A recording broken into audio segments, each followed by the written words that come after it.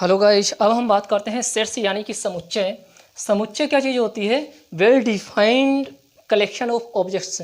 इसको हिंदी में बोलते हैं कि कुछ वस्तुओं का सुपरिभाषित संग्रह। इस वर्ड्स का मतलब क्या है? Well defined collection of objects means सुपरिभाषित संग्रह किन चीज़ों का? वस्तुओं का। तो वस्तुएं कुछ भी हो सकती हैं, उनका संग्रह। तो वेल डिफाइंड का मतलब क्या है? वो वेल डिफाइंड होनी चाहिए। इस चीज़ का मतलब क्या है? कुछ एग्जाम्पल्स की हेल्प से समझने की कोशिश करते हैं।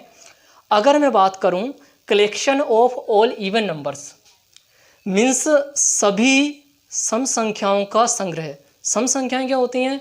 मुझे पता है सम संख्याएं वो होती हैं 2, 4, 6, 8, 10, 12 इस तरीके से इनका कलेक्शन।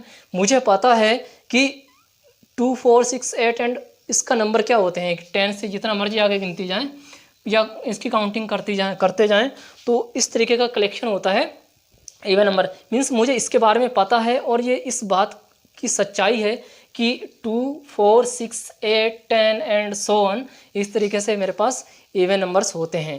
तो ये मेरा सेट बन गया, right. Collection of all odd number. Odd number की मुझे पता है, सीधी सी बात है।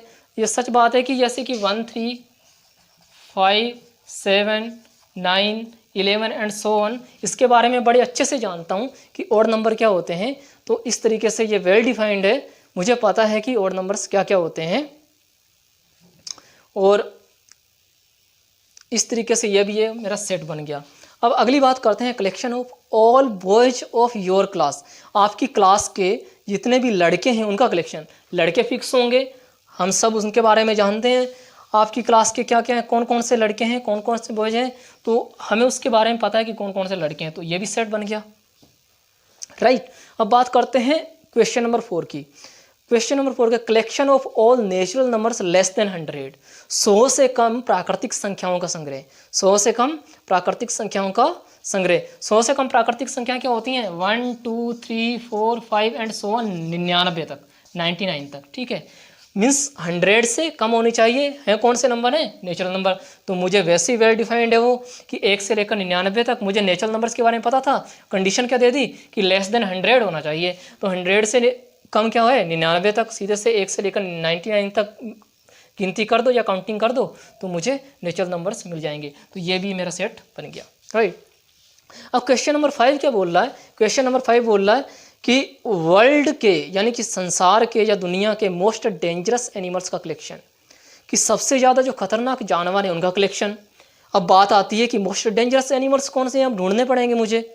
अब किसी के लिए शेर भी हो सकता है डेंजरस एनिमल, किसी के लिए चूहा भी डेंजरस हो सकता है किसी के लिए सबसे ज़्यादा डेंजरस जो मोस्ट डेंजरस है वो बंदर हो सकता है किसी के लिए भालू हो जाए। तो कुछ हम फिक्स नहीं कह सकते कि मोस्ट डेंजरस एनिमल्स, कहीं पर एनाकोंडा हो जाए, तो कुछ भी हो सकता है, इसका कोई फिक्स नहीं है। मीन्स ये वेल डिफाइंड नहीं है। कोई बोलेगा बब्बर शेर है ज़्यादा डेंजरस, कोई बोलेगा तेंदुआ है, कोई बोलेगा बाघ है, कोई बोलेगा चीता है। तो इस तरीके से हम वेल डिफाइंड, कोई बोलेगा मगरमच्छ है, कोई कुछ बोलेगा और कोई कुछ बोलेगा। मीन्स हम इसको डिफाइंड ही नहीं कर पा रहे हैं कि जो वर्ल्ड के मोस्ट डेंजरस एनिमल्स हैं वो क्या क्या हो सकते हैं। तो इसका जो कलेक्शन है वो कभी भी सेट नहीं हो सकता, राइट। क्यों नहीं हो सकता? क्योंकि हम उसको डिफाइंड ही नहीं कर पा रहे हैं, हम तय ही नहीं कर पा रहे हैं कि कौन से एनिमल्स मोस्ट डेंजरस हैं। अब क्वेश्चन नंबर 6 है इंडिया के 10 मोस्ट टैलेंटेड राइटर्स का कलेक्शन।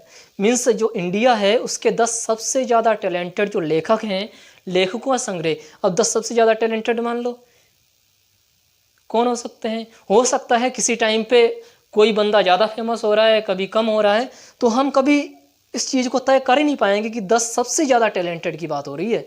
तो 10 सबसे ज़्यादा टैलेंटेड राइटर्स की बात हो रही है, तो हम कभी ये तय कर ही नहीं पाएंगे क्योंकि हर पर्सन के लिए अलग अलग जो राइटर होता है वो ज़्यादा मायने रखता है। क्योंकि हो सकता है मैं किसी और राइटर को ज़्यादा पसंद करता हूँ या प्रीफर करता हूँ और आप किसी और को प्रीफर करते हो। तो 10 मोस्ट टैलेंटेड राइटर्स का जो कलेक्शन है ये हम तय नहीं कर पाते हैं, इसको डिफाइन ही नहीं कर पाएंगे कि 10 मोस्ट जो टैलेंटेड हैं इंडिया के राइटर्स वो क्या क्या हो सकते हैं। तो ये मेरा सेट नहीं हो सकता। तो जो चीज़ें वेल डिफाइंड हैं तो वो वेल डिफाइंड उनका कलेक्शन जो है, उन ऑब्जेक्ट्स का कलेक्शन या उन नंबर्स का कलेक्शन या किसी भी चीज़ का कलेक्शन, तो वो मेरा सेट बन जाता है। और जिनको हम तय नहीं कर पाते या जिनको हम डिफाइन नहीं कर पाते तो वो मेरा हो जाता है सेट कभी नहीं हो सकता वो।